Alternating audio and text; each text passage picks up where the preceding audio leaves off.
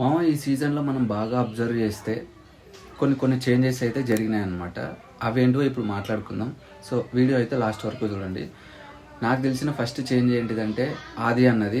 ఎప్పుడైనా ఆది అన్న స్కిట్ చేసినప్పుడు లేదా ఆది అన్న ఛాయిస్ వచ్చినప్పుడు తను మాట్లాడేటప్పుడు తనే పనిచేసి చేస్తాడు, తనే ఫన్ క్రియేట్ చేస్తాడు అనమాట. అంటే వేరే వాళ్ళకి ఛాన్స్ ఇవ్వడు.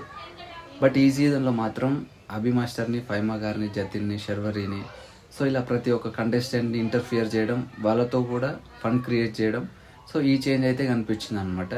అండ్ సెకండ్ చేంజ్ ఏంటిదంటే ఎలిమినేషన్ సిచ్యువేషన్ వచ్చినప్పుడు ఎప్పుడు కూడా ఎలిమినేషన్ ప్రోమోలో డైరెక్ట్గా చెప్పలేదు. బట్ ఈ సీజన్లో రాజు ఎలిమినేట్ అయినప్పుడు డైరెక్ట్గా చెప్పేశారనమాట. ప్రోమోలోనే సస్పెన్స్గా పెట్టి ఫుల్ ఎపిసోడ్ వచ్చిన తర్వాత మనకు తెలిసేది. బట్ ఇప్పుడు ప్రోమోలోనే చెప్పేస్తున్నారు. ఇదొక చేంజ్. అండ్ థర్డ్ ఏంటంటే ఇంతకుముందు రాజు, సంకేత్ ఇట్లా పెద్ద పెద్ద కంటెస్టెంట్స్, ఎక్కువ ఫ్యాన్ బేస్ ఉన్న కంటెస్టెంట్స్ ఎవరైతే ఉన్నారో వీళ్ళని ఎలిమినేట్ చేయాలంటే ఆలోచించేవాళ్ళు. బట్ ఈ సీజన్లో అలా చేయట్లేదు. డీ ఫార్మాట్ అనేది కొంచెం రూల్స్ అండ్ రెగ్యులేషన్స్ చేంజ్ చేసినట్టున్నారు. అంటే కొంచెం సీరియస్గా తీసుకుంటున్నారు.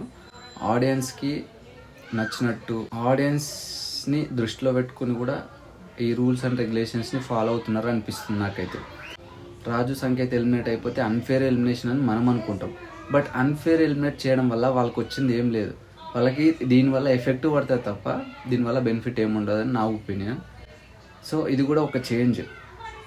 ఎందుకంటే వీళ్ళు ఒక్కటే కాదు, మిగతా కంటెస్టెంట్స్ సైడ్ నుంచి కూడా వాళ్ళు థింక్ చేయాలి.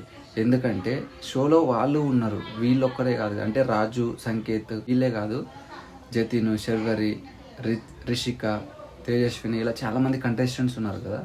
వీళ్ళు పర్ఫామ్ చేస్తున్నారు, వీళ్ళ సైడ్ నుంచి కూడా థింక్ చేయాలి. సో ఎప్పుడు వీళ్ళదే హైలైట్ అని అనుకోవద్దు.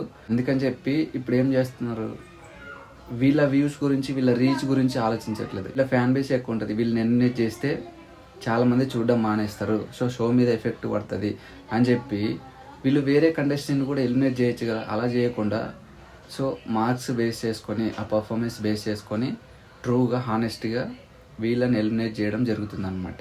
ఇది నా ఒపీనియన్ మాత్రమే, నాకైతే ఇట్లా అనిపిస్తుంది. మరి మీకేమనిపిస్తుందో కామెంట్ సెక్షన్లో కామెంట్ చేయండి. And one more interesting thing ఏంటంటే, నాకు ఇప్పుడు పండు మాస్టర్కి యాక్సిడెంట్ అయింది. సో ఆ ప్లేస్లో ఎవరినైనా తీసుకొస్తారా? మేబీ రాజుని తీసుకొస్తే ఆ ప్లేస్లో తీసుకురావచ్చు, లేదా ఇంకెవరినైనా కూడా తీసుకొచ్చే ఛాన్స్ ఉందని నేను అనుకుంటున్నా. మరి మీరేమనుకుంటారో కామెంట్ సెక్షన్లో కామెంట్ చేయండి. సో ఈ చేంజెస్ అనేటివి నాకు నచ్చినాయి. ఎందుకంటే ట్రూగా, హానెస్ట్గా ఇప్పుడు కప్పు కొట్టడానికి ఎవరైతే డిజర్వబుల్ అని ప్రూవ్ చేసుకుంటారో వాళ్ళకి కప్పు ఇచ్చేలా ట్రై చేస్తున్నారు అనమాట.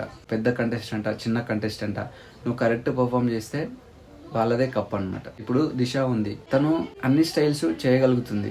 అంటే వీళ్ళు లో కంటెస్టెంట్స్, వీళ్ళ ఫ్యాన్ బేస్ లేదు, వీళ్ళని ఏదో ఒక రీజన్ చెప్పి ఏదో మార్క్స్ తగ్గించేసి ఎలిమినేట్ చేద్దాం అన్నట్టు కాకుండా వాళ్ళ సైడ్ నుంచి వాళ్ళు బెస్ట్ పర్ఫార్మెన్స్ ఇచ్చారంటే వాళ్ళకి టైటిల్ అనమాట. సో కొన్ని చేంజెస్ అయితే కనిపిస్తున్నాయి. షో అనేది ఇట్లనే రన్ అయితే మంచిగా ఉంటుంది అని నాకు అనిపిస్తుంది. మరి మీ ఒపీనియన్ కామెంట్ చేయండి. సో ఇట్లాంటి ఇంట్రెస్టింగ్ వీడియోస్ కోసం మన పేజ్ని ఫాలో అవుతుండండి. ఇంకా మంచి స్టఫ్ అయితే మీ ముందుకు తీసుకొస్తా. ఓకేనా? అంటే మరి